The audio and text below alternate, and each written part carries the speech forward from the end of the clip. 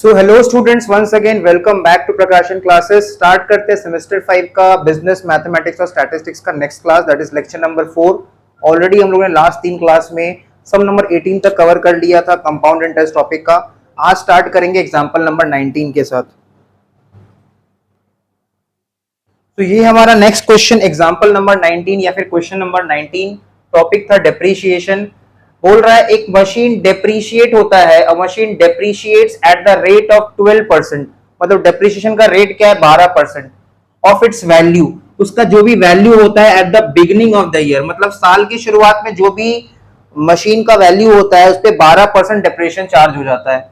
It was purchased for ₹10,000। हमने इस machine को कितना में खरीदा था? इसका ओरिजिनल कॉस्ट परचेज प्राइस कितना है? 10,000।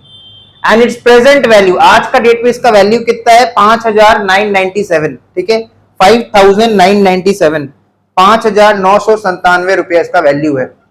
हम लोग को कैलकुलेट करना है फाइंड द टाइम पीरियड, कितना समय इस मशीन को बीत चुका है। ठीक है, for which the machine is used for, कितना टाइम पीरियड से मशीन यूज में है। तो सबसे पहले जो जो डेटा हम लोग को पता है उसको हम लोग लिख लेते हैं।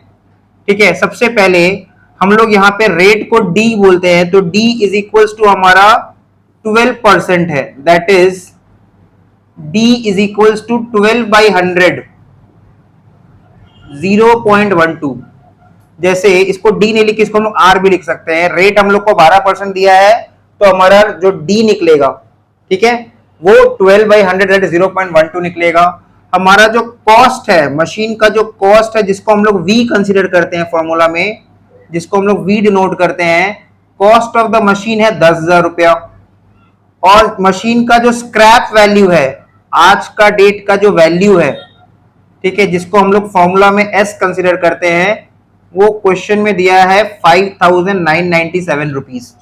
ये सारा डेटा हम लोग को दिया हुआ है। क्या फाइंड करना हम लोग को? एन कैलकुलेट करना है, टाइम पीरियड। तो देखो फॉर्मूला सिंपल सा है, S is equal to V into 1 minus D to the power N. ये है फॉर्मूला। कल स्टार्ट हुआ था टॉपिक डेप्रीशिएशन, इसमें फॉर्मूला लिखवा दिए थे। अब हम लोग एस का वैल्यू पुट करेंगे। एस का वैल्यू है 5,997। एस के जगह पे एस का वैल्यू पुट करेंगे, scrap value 5,997। Cost that is जिसको हम लोग वी कंसीडर करते हैं 10,000, 1 minus 0.12 to the power N. इस तरह से हम लोगों ने इक्वेट कर दिया, इसको वैल्यू पुट कर दिया है। अब नेक्स्ट स्टेप क्या करेंगे? ये देखो, ये 10,000 इंटू 1 माइनस 0.12 है, तो पहले ब्रैकेट का ही काम कर लेते हैं। 5,997 is equals to 10,000 is equals to 0.88 to the power n।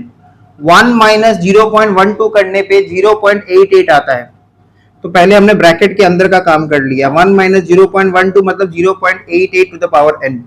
अब ये 10,000 इंटू के फॉर्म में है, तो इधर आके क्या हो जाएगा? डिवाइड हो जाएगा। तो नेक्स्ट स्टेप में लिखेंगे 5,997 divided by 10,000 is equals to 0.88 to the power n। यहां तक होपफुली सारा स्टेप्स क्लियर रहा होगा। अब इसको डिवाइड कर लो कैलकुलेटर में एक बार। 5,997 डिवाइडेड बाई 10,000, 5,997 डिवाइड बाई 10 कितना आ रहा है? 0.5997 is equals to 0.88 to the power n। अब यहां पे आके हमारा सम्स रुक गया, क्योंकि हमको n का वैल्यू पता करना है। मतलब 0.88 का पावर में ऐसा कौन सा नंबर होगा जिसका वैल्यू 0.5997 होगा। तो हम लोग को यहाँ पे ट्रायल एंड एरर मेथड से निकालना पड़ेगा, मतलब अलग अलग नंबर पुट करके निकालना पड़ेगा। एक बार कैलकुलेटर में 0.88 इंटू इक्वल्स टू करने का मतलब स्क्वायर होता है। ठीक है, n का वैल्यू एक बार 2 लेके देखो। अच्छा, 1 से क्यों स्टार्ट नहीं की? क्योंकि पावर में 1 तो 0.88 ही होगा ना। 0.88 का पावर में 1 का मतलब ही कुछ नहीं है, तो इसलिए 2 से स्टार्ट कर रहे हैं। मतलब तुम ऐसा समझो कि 0.88 का स्क्वायर निकालने के लिए हम कैलकुलेटर में करेंगे 0.88 इंटू इक्वल्स टू। कैशो में काम कर रहा है ना ये वाला ऑपरेशन, काम कर रहा है ना। कितना आ रहा है ये? 0.774। तो हम देख सकते हैं कि हमको चाहिए 0.597। अच्छा, और पावर में 2 लेने पे 0.774 आ रहा है। तो एक बार देखते हैं 0.88 का पावर में अगर हम 3 लेते हैं, अब ये कैसे कैलकुलेटर में निकालेंगे? 0.88 इंटू इक्वल्स टू, फिर एक बार इक्वल्स टू, तो 0.88 इंटू इक्वल्स टू, फिर एक बार इक्वल्स टू, कितना आ रहा है? हाँ, कितना आ रहा है? नहीं नहीं, ठीक से करो, गलत हो रहा है। 0.88 इंटू इक्वल्स टू कितना आ रहा है? कितना आ रहा है? हाँ, 0.68 है ना, 0.681472। तो ये सम्स का पार्ट नहीं है, ये रफ वर्क बता रहे हैं, ये रफ में हम बता रहे हैं कैसे इसका वैल्यू लाना है। अब हमने जब 0.88 पावर में 3 किया तो वैल्यू 0.6814 आ रहा है। ये कैसे करते हैं ये वाला कैलकुलेटर में? 0.88 नंबर इनटू इक्वल्स टू करने पे स्क्वायर होता है, फिर इक्वल्स टू करने पे क्यूब हो जाएगा, फिर इक्वल्स टू करने पे पावर में 4 हो जाएगा। मतलब हम पावर में कुछ भी नंबर हो कैलकुलेटर में निकाल सकते हैं। तो अब की बार हम लोग निकालते हैं 0.88 पावर में 4, देखते हैं ये कितना आता है। तो 0.88 इंटू इक्वल्स टू 3 बार इक्वल्स टू, ठीक है। तो देखो पावर में 4 का वैल्यू आएगा जो कि लगभग इतना ही आएगा। देखो 0.996 के बाद क्या है? 6 के बाद 9 है, तो हम उसको 7 बोल सकते हैं। तो देखो मिल गया हम लोग को वैल्यू। मतलब हमने ये चीज चेक कर लिया कि अगर हम 0.88 का पावर में 4 लेंगे तब जाके मेरा वैल्यू 0.5997 आएगा। इसका मतलब हम लोग को पता चल गया इस n का वैल्यू क्या रहने वाला है? 4, है ना, क्योंकि हम 0.88 का पावर में जब 4 लेंगे तब ये आएगा। तो इसको हम नेक्स्ट स्टेप में कैसे लिखेंगे? इसको हम नेक्स्ट स्टेप में ऐसे लिखेंगे 0.88 पावर में 4, क्योंकि देखो ये 0.88 पावर में जो 4 है ये किसका वैल्यू है? 0.88 पावर में 4 का वैल्यू यही है ना, तो हम उसकी जगह पे ये लिख रहे हैं इज इक्वल टू 0.88 पावर में n। अब देखो एक चीज समझ जाओ, जब इसको पावर बोलते हैं इसको बेस बोलते हैं, ठीक है, इसको हम लोग पावर बोलते हैं, इसको हम लोग बेस बोलते हैं। तो बेस जब सेम रहेगा ना तो पावर के बराबर हो जाता है, पावर पावर इक्वल हो जाता है। जब बेस सेम रहेगा, देखो बेस सेम है तो पावर इक्वल हो जाएगा, 4 इक्वल्स टू n, इसलिए हम सीधा आंसर लिख देंगे और n is equals to 4 years. ठीक है, फिर से बता रहे हैं, देखो जब नंबर या फिर बेस जब सेम हो जाएगा 0.88 तो जो पावर में रहेगा वो दोनों इक्वल हो जाएगा, मतलब 4 इज इक्वल्स टू n, मतलब n इक्वल्स टू 4। तो ये हो जाएगा हमारा आंसर। ये बस हम समझा रहे थे। और लास्ट में लिख देना by trial and error method, by trial and error method. Trial and error मतलब अलग अलग नंबर लेके हमने चेक करके देखा है तब जाके हम लोग आंसर लेके आए हैं। ठीक है, ये तो हमारा रफ वर्क था, इसको मिटा दे रहे हैं, ये तो हमारा रफ वर्क था। तो ये हो गया इस सम्स का सलूशन। मतलब 4 साल लगेगा इस मशीन को, जिसको हमने खरीदा था 10,000 रुपया में, 12% करके डेप्रिशिएट होगा और आज के रेट में इसका वैल्यू 5,997 रुपया हो गया, मतलब 4 साल बीत चुका है। तो ये हो गया इस सम्स का सलूशन। ठीक है, फिर से एक बार बता रहे हैं, अगर नंबर और नंबर सेम है तो जो पावर में वैल्यू है वो दोनों इक्वल हो जाता है।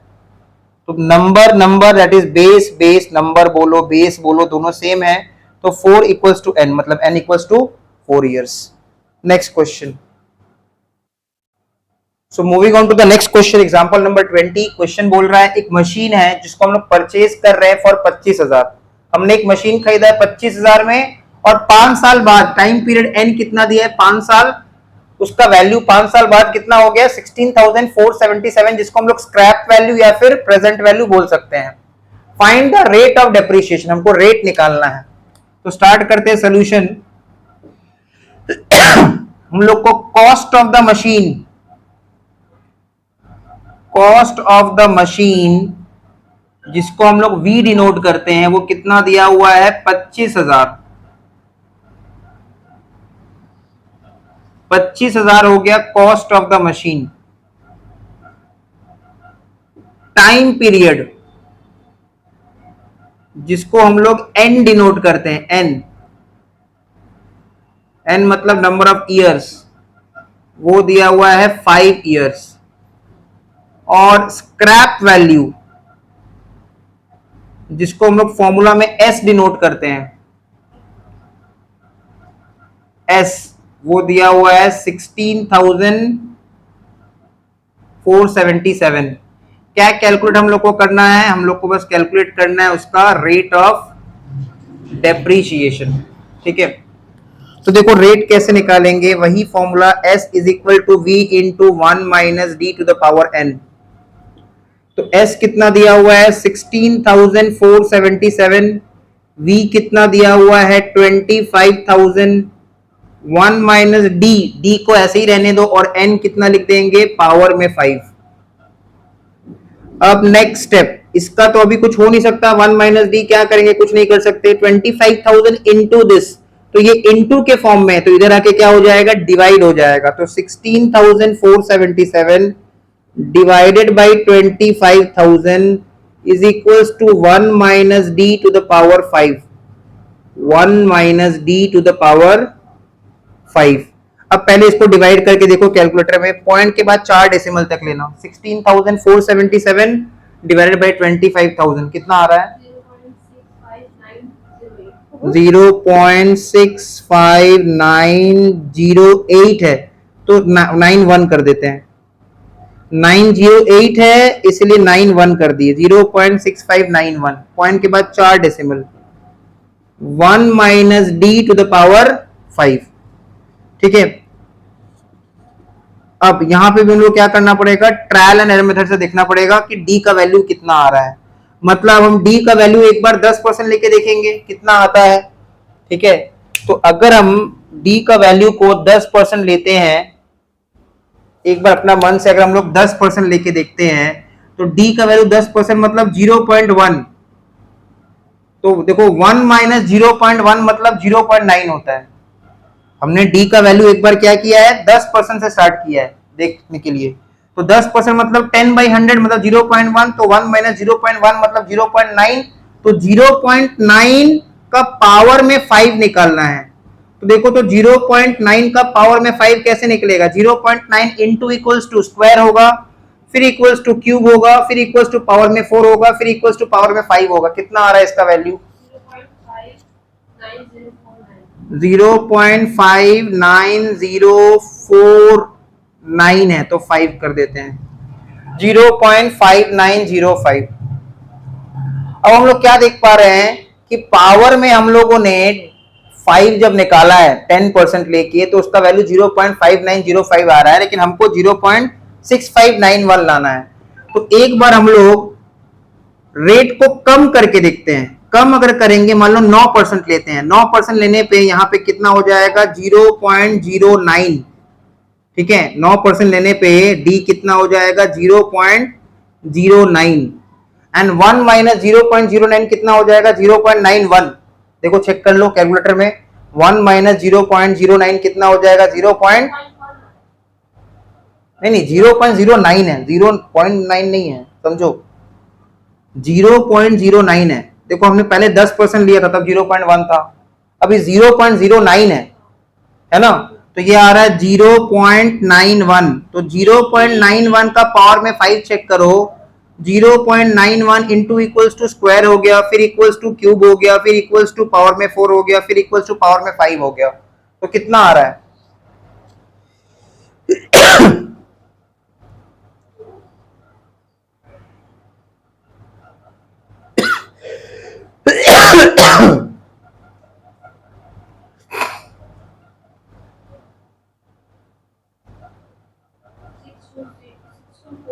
जीरो पॉइंट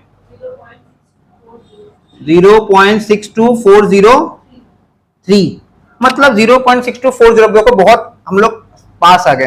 तुम समझो ये 10% लिए था तो 0.5905 था, तो हमने रेट को बढ़ाने की जगह रेट को कम किया है। जिसको दिमाग में लगाओ, रेट को बढ़ाने की जगह रेट को हमने कम, यहाँ कितना लिए थे 10%, यहाँ कितना लिए 9%, तो 10% पे 0.5905 और 9% पे और वैल्यू, जो वैल्यू है वो बढ़ गया, तो हम और रेट को कम करेंगे कि बढ़ाएंगे? कम करेंगे। हमको टारगेट इतना लाना है, बहुत आसपास आ चुके हैं, तो हम यहाँ पे लिखेंगे 1 माइनस 0.08। अब की बार हमने 8% लेके देखा है, 8% मतलब 0.08 होता है। तो पहले 1 माइनस 0.08 करो, कैलकुलेटर में ये शो करेगा 0.92 का पावर में 5, 0.92 का पावर में 5। तो 0.92 का पावर में 5 का वैल्यू कैसे निकालेंगे? 0.92 इंटू इक्वल्स टू मतलब देखो पावर में जितना लाना है ना उससे एक कम इक्वल्स टू। देखो पावर में 5 लाना है ना तो 0.92 के बाद 4 ठो इक्वल्स टू। पावर में अगर 27 लाना है तो कितना इक्वल्स टू? 26। खाली इतना दिमाग में रखो, जितना पावर में लाना है उससे एक कम। तो कितना आ रहा है? 0.908 मतलब 91। तो देखो इससे हम लोग को पता चल गया, ठीक है, ये सब सम ऐसे ही सॉल्व होता है, इसका और कोई दूसरा तरीका नहीं है। अगर लॉग वॉग का कुछ वैल्यू देता तब ना सॉल्व करते, तो इसलिए हम लोग को ये सब ट्रायल एंड एरर मेथड से सॉल्व करना पड़ेगा। तो यहां पे हम लिख सकते हैं कि 0.6591 या ऐसे लिख दो, सीधा सीधा लिख दो, d इज इक्वल्स टू 8%, ठीक है, by trial and error method. अब डाउट आ रहा है क्या ये एग्जाम में शो करना है? नहीं, ये एग्जाम में शो नहीं करना है। देखो इसको हम ब्लू पेन से लिखे हैं, इसको एग्जाम में शो करने का दरकार नहीं है। एग्जाम में जनरली इतना इजी समझ भी नहीं आएगा, ठीक है, लेकिन अगर बाई चांस आ जाता है और अगर अलग से कोई वैल्यू नहीं दिया है तो इस तरह से सॉल्व करके निकालना पड़ता है। नेक्स्ट क्वेश्चन, तो ये हमारा नेक्स्ट क्वेश्चन है, question number 21, example number 21। Start करते हैं सॉल्यूशन। क्वेश्चन को एक बार पढ़ लेते हैं।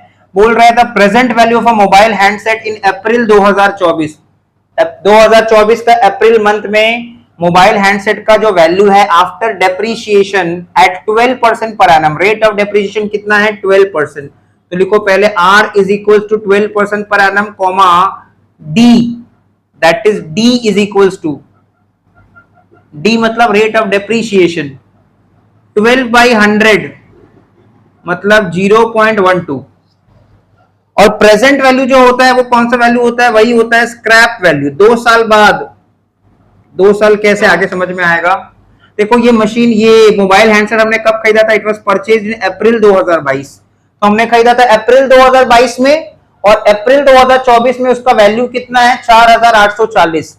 तो ये हमारा हो जाएगा स्क्रैप वैल्यू, जिसको हम लोग फॉर्मूला में S डिनोट करते हैं, 4840। तो ध्यान से देखो, अप्रैल 2022 में खरीदे थे, अभी अप्रैल 2024 चल रहा है, तो एग्जैक्टली कितना टाइम पीरियड बीत चुका है? 2 साल। तो यहां पे लिख देंगे n is equal to 2 years. क्या निकालना है हमको? Find the original cost of the mobile set, मतलब हमको v कैलकुलेट करना है। तो फॉर्मूला में पुट करेंगे s is equal to v into 1 minus d to the power n। s का वैल्यू, स्क्रैप वैल्यू कितना? 4840। v के जगह पे v रहने दो, d के जगह पे 0.12 ले लो और पावर में 2। 4840 को ऐसे ही उतार दिए, v के जगह पे v उतार दो। पहले कैलकुलेटर में बॉडमस ब्रैकेट के अंदर का सॉल्व करो, 1 माइनस 0.12, तो ये पावर में 0.88 होता है, और उसका स्क्वायरिंग करना है। तो स्क्वायरिंग करना हम लोग सीखे कैलकुलेटर में, कैसे करते हैं?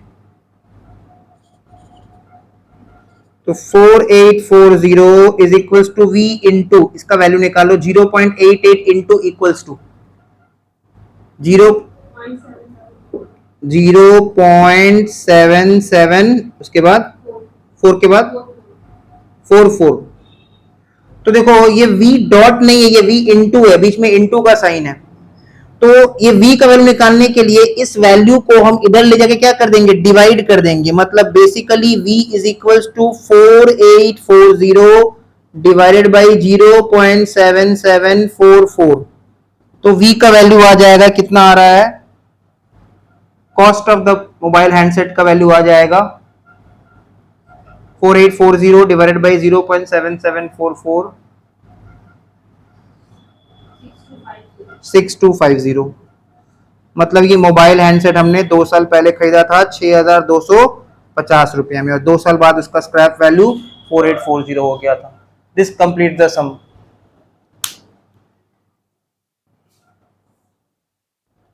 अब जो नेक्स्ट टॉपिक हम लोग स्टार्ट करेंगे, टॉपिक का नाम है एन्युइटीज। तो पहले एन्युइटीज का हम लोग मीनिंग लिखेंगे।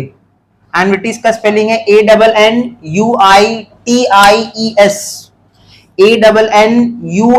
ANNUITIES, एन्युइटीज। क्या होता है एन्युइटीज, समझो। डेफिनेशन लिखते हैं, लिखते लिखते समझते हैं। Annuity is a series of equal payments oblique receipts या receipts. Annuities is a series of equal payment oblique receipts for a definite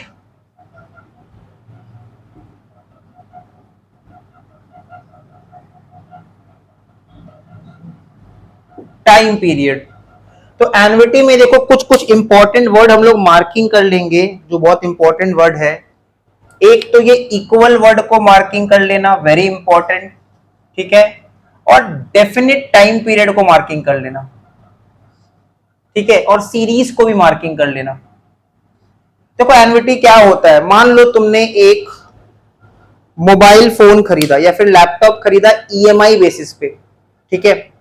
तुमने मोबाइल फोन खरीदा ईएमआई बेसिस पे, लैपटॉप खरीदा ईएमआई बेसिस पे। सपोज लैपटॉप का price है suppose 48,000, laptop का price है सपोज 48,000, ठीक है।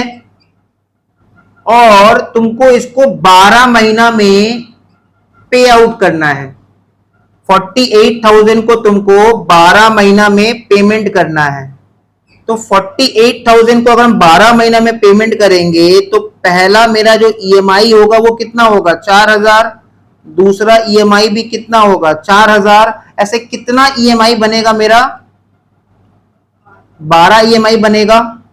तो हम हर बार इक्वल अमाउंट पेमेंट कर रहे हैं, 4,000 4,000, ठीक है, 4,000 हर बार इक्वल अमाउंट पेमेंट कर रहे हैं, ठीक है।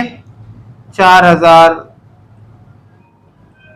हर बार हम लोग इक्वल पेमेंट कर रहे हैं।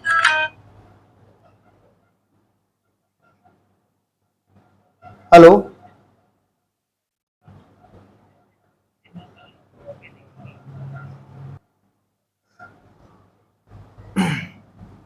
मान लो यहां पे भी 4,000 हमने लिख दिया, तो स्पेस मेरे पास थोड़ा कम पड़ जा रहा है। समझो हम हर बार कितना पेमेंट कर रहे हैं, 4,000, ठीक है। और कितना बार हम पेमेंट करेंगे, जिंदगी भर पे करते रहेंगे क्या उसको, नहीं, 12 बार ही पेमेंट करेंगे एक डेफिनेट टाइम पीरियड के लिए। तो ये एक सीरीज ऑफ पेमेंट है, और हर बार पेमेंट इक्वल है कि अनइक्वल है, इक्वल है। तो ये एक एन्युइटी है।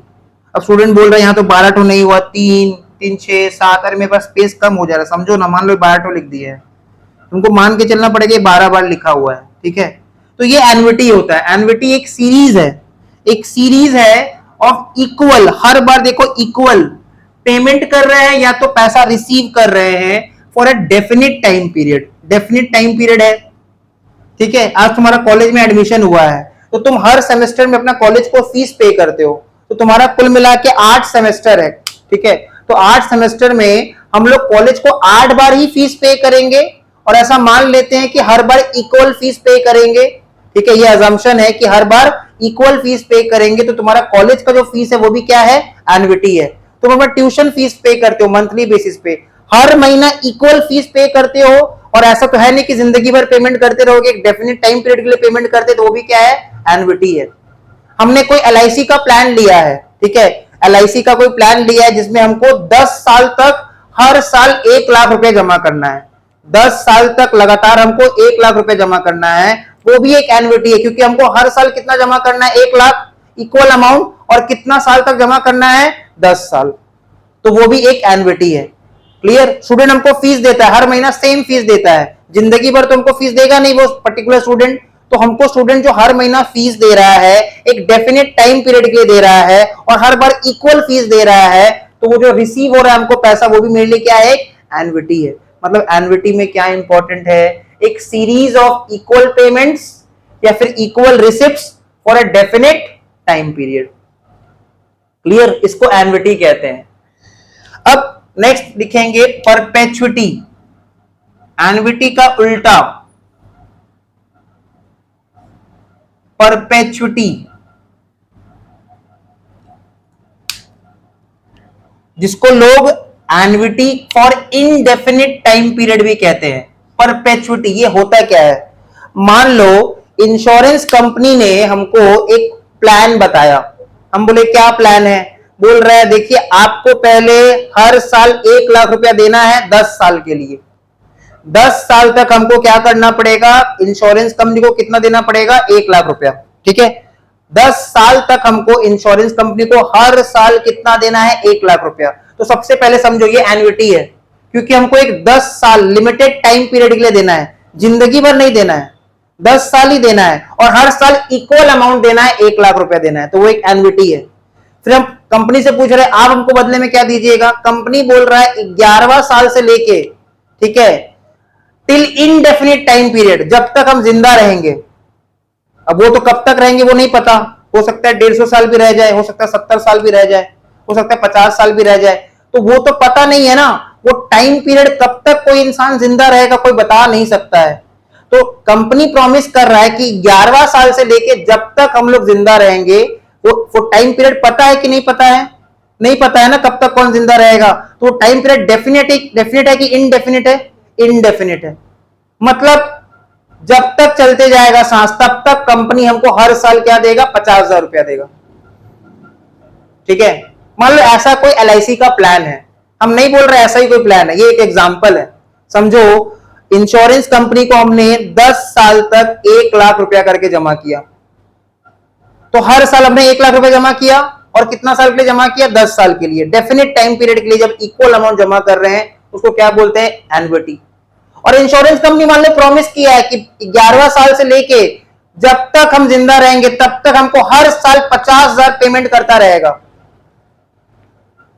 तो कब तक पेमेंट करेगा ये कुछ बताया, ये नहीं बताया, बोल रहा जब तक जिंदा रहेंगे तब तक पैसा मिलता रहेगा। अब तो जिंदा तो 90 साल तक भी रह सकते हैं, 100 साल भी रह सकते हैं, है ना, तब तक हर साल 50,000 मिलते रहेगा। अब कब तक कंपनी पैसा देते रहेगा उसका कोई फिक्स पीरियड नहीं है। बट देखो परपेचुइटी और एन्युटी में एक सिमिलैरिटी है, दोनों में जो अमाउंट है वो इक्वल है, और एक डिफरेंस है, एन्युटी में टाइम पीरियड डेफिनेट होता है बट परपेचुइटी में कोई टाइम पीरियड डेफिनेट नहीं होता है। इसीलिए परपेचुइटी को हम लोग annuity for indefinite time period भी बोलते हैं, annuity for indefinite time period. ठीक है, तो लिखेंगे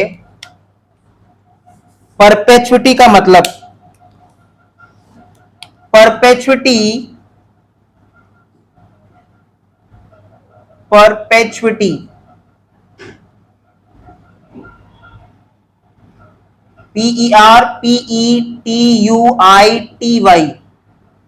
is a series of, जैसे मान लो हमने अपना घर को भाड़ा पे लगा दिया तो हमको बदले में रेंट मिलता रहेगा, ये जो रेंट हमको मिलेगा अपना टेनेंट से, ये क्या है, एन्युटी है कि परपेचुइटी है, एन्युटी है ना, एक डेफिनेट टाइम पीरियड लिया, तो 11 महीने का एग्रीमेंट बनाया होगा तो 11 महीने तक रेंट मिलेगा, फिर एग्रीमेंट बढ़ेगा तब 11 महीने का और मिलेगा। क्लियर, तो समझना पड़ेगा कॉन्सेप्ट को। परपेचुइटी क्या है, it is a series of equal payments और रिसिट्स।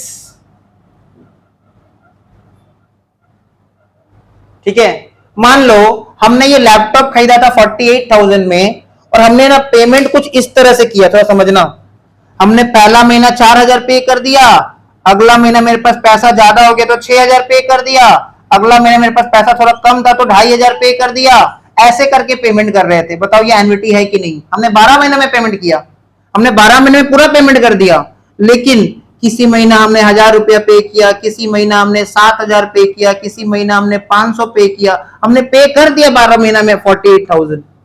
क्या ये एन्युटी है? नहीं, क्योंकि यहाँ पे जो सीरीज है उसमें जो पेमेंट्स है वो इक्वल नहीं है, ये एन्युटी नहीं है। तो एन्युटी का मतलब समझना पड़ेगा। एंड ये सब क्या, इसको इंस्टॉलमेंट बोलते हैं, इसको इंस्टॉलमेंट बोलते हैं। तो annuities are nothing but instalments. तो perpetuity is a series of equal payments और equal receipts for a definite time period की indefinite time period, indefinite time period, for an indefinite time period. यहां तक लिख लिए। अब आगे बढ़ते हैं। अब देखो, ये जो एन्युटी होता है ये दो तरह का होता है। एन्युटी अपने आप में दो तरह का होता है। एक होता है एन्युटी रेगुलर, जिसको ऑर्डिनरी एन्युटी भी कहते हैं या फिर इमीडिएट एन्युटी भी कहते हैं। इसका शुरुआत होता है एंड ऑफ एवरी पीरियड से। अभी एग्जांपल समझाएंगे इसका मतलब क्या है। और दूसरा होता है एन्युटी ड्यू, इसका शुरुआत होता है स्टार्टिंग मतलब beginning, beginning of every period से। स्टार्टिंग ऑफ एवरी पीरियड मतलब बिगिनिंग ऑफ एवरी पीरियड से। ठीक है, जैसे मान लो हम लोग बैंक में ना लोन लेने के लिए गए, हम बैंक में हम लोग विजिट किए, हमने बोला कि हम लोग को 10 लाख रुपया का लोन चाहिए, और ये 10 लाख रुपया हमने बैंक को बोला है कि हम हर साल 1 लाख रुपया करके चुकाएंगे। ठीक है, या सोचो मतलब ऐसा समझ लो कि हमने बैंक में 9 लाख रुपया का लोन के लिए अप्लाई किया है। ठीक है, और बैंक ने बोला है कि इंटरेस्ट भी लगेगा। हम बोले हाँ वो तो लगेगा ही, इंटरेस्ट तो लगेगा ही। तो मान लो इंटरेस्ट जो है वो 1 लाख रुपया ले रहा है बैंक हमसे, और हमको समय कितना दे रहा है बैंक? हमको समय दे रहा है मान लो 10 साल, 10 ईयर्स। बैंक में हमने लोन कितना मांगा? लोन मांगा हमने बैंक से 9 लाख रुपया। बैंक उस 9 लाख रुपए पे लोन पे टोटल इंटरेस्ट कितना ले रहा है हमसे? 1 लाख रुपया। ठीक है, मत बोलना कम है ज्यादा है, वो हम एग्जांपल बता रहे हैं। तो कुल मिला के हमको बैंक को देना कितना है? प्रिंसिपल 9 लाख रुपया और इंटरेस्ट 1 लाख रुपया, मतलब कुल मिला के 10 लाख रुपया। और कितना समय है मेरे पास? 10 साल। तो एक बात बताओ, 10 लाख रुपया अगर हमको बैंक को 10 साल में लौटाना है तो हर साल कितना लौटाना है? 1 लाख रुपया। इतना तो समझ में आ रहा है। 10 लाख रुपया अगर हमको बैंक को 10 साल में लौटाना है तो हर साल 1 लाख रुपया लौटाना है। अब दो तरीका है, या तो हम इंस्टॉलमेंट पहला साल का एंड में भरेंगे, पहला साल का एंड में पहला इंस्टॉलमेंट, दूसरा साल का एंड में दूसरा इंस्टॉलमेंट, ऐसे करते करते 9th ईयर का एंड में 9th इंस्टॉलमेंट और 10th ईयर का एंड में लास्ट इंस्टॉलमेंट, यही करेंगे। या फिर बैंक बोलेगा एक काम करो, लोन आज ले रहे हो ना, आज के आज तुम पहला किस्त जमा करो, आज के आज पहला ईएमआई जमा करो, आज के आज पहला इंस्टॉलमेंट जमा करो, मतलब बिगिनिंग ऑफ एवरी पीरियड। मतलब लोन लेने के लिए गया, उल्टा वही हमसे 1 लाख रुपया मांग लिया। मतलब अजीब सा बात है। तो हमको 10 लाख रुपया देना था, 10 साल था। अगर हम रीपेमेंट साल के शुरुआत से कर रहे हैं, क्योंकि जनरली होता नहीं है, जनरली साल के एंड से होता है। रीपेमेंट अगर हम बिगिनिंग ऑफ फर्स्ट ईयर से कर रहे हैं तो first instalment beginning of first year, second instalment beginning of second year, third instalment beginning of third year, 9th instalment beginning of 9th year, और final instalment last instalment 10th instalment beginning of 10th year. मतलब जब हम एन्युटीज का payment साल के या फिर period के एंड में करते हैं, एंड ऑफ एवरी पीरियड करते हैं, तो उसको एन्युटी रेगुलर या फिर ऑर्डिनरी एन्युटी या फिर इमीडिएट एन्युटी बोलते हैं। और हमारा जो सम्स रहेगा ना इसी पे रहेगा, इस पे बहुत रेयर ही कोई सम्स मिलेगा तुमको किसी भी बुक में। और एन्युटी ड्यू क्या होता है? जब हम एन्युटीज का पेमेंट बिगिनिंग से करते हैं, बिगिनिंग ऑफ एवरी पीरियड से, हर साल की शुरुआत से करते हैं, उसको बोलते हैं एन्युटी ड्यू। तो दो तरह का एन्युटी होता है। ठीक है, अब इसका हम लोग कुछ फॉर्मूलाज लिख लेते हैं फटाफट।